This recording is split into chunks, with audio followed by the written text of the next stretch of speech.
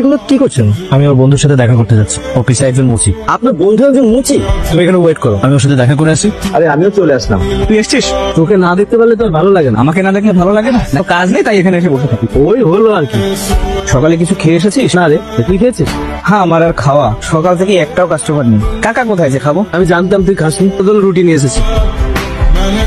হ্যাঁ মুচি, জুতা পরিষ্কার করে দে। আমার অফিসে যেতে হবে, আমার অফিসে লেট হয়ে যাচ্ছে। আমি কি তোর জন্য এখানে দাঁড়িয়ে থাকবো? তুই হাতের খাবারটা রাখ, আর আমার জুতা পরিষ্কার করে দে। খাওয়াটা শেষ করবে, তারপর আপনার জুতা পরিষ্কার করবে। চুপ থাক, ছোট লোকের বাচ্চা। তোরা হচ্ছে মুচি, তোদের জন্মই হয়েছে আমাদের পায়ে হাতে জুতা পরিষ্কার করার জন্য। তুই কেন কথা বললি? তুই ওর দালাল? না, আমি ওর দালাল না, আমি ওর বন্ধু।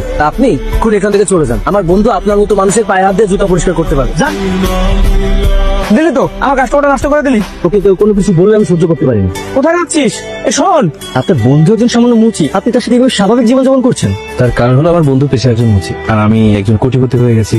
ও আমার ছোটবেলার বন্ধু, আমি কোনোভাবে ওকে হারাতে চাই না। ও যদি আমাকে এই পোশাকে দেখে, মানে দামি পোশাকে দেখে, অথবা যদি জানতে পারে যে আমি কোটিপতি, তাহলে আমার সাথে মিশতে খুব একটা স্বাচ্ছন্দ্য বোধ করবে না। আপনি চাইলে তাকে সাহায্য করতে পারেন। হ্যাঁ করুন, সবাই তো মাত্র নাটক শুরু, আস্তে আস্তে সবকিছু দেখতে পারবে। আসসালামু আলাইকুম, আমি বাংলাদেশ ফাইন্যান্স অ্যাসোসিয়েশন বোর্ড থেকে বলছি। আমাদের ফাউন্ডেশন থেকে কিছু অসহায় দরিদ্রদের মাঝে অর্থ প্রদান করা হচ্ছে, আর আপনি পাচ্ছেন আমাদের পক্ষ থেকে 10 লক্ষ টাকা।